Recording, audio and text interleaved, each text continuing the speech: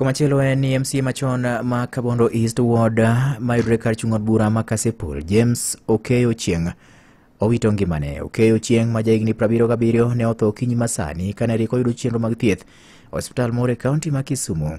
Kolure gi owadgi matin mon Daniel Ambassa Ochieng en MC machon no osebedo ka tuore kuom kinde moko, kama osebed ka itere osiptal to iduoke pacho kama chiegni ni eka ne owuok osiptal, to kata kamano chal mar ngimane ne oduogo bedo ma ok kare, ema kanyo ring kode e od thieth to wito ngimane ka en e kor yo.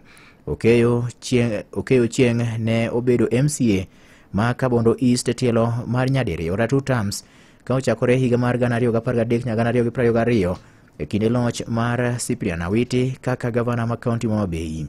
Bende ne obedo jatij sirikal nyaka ne odhi e rutaya. Motelo ne donjo e weche mag siasa higa mar 2013 kane en sirikal sekta mar somo.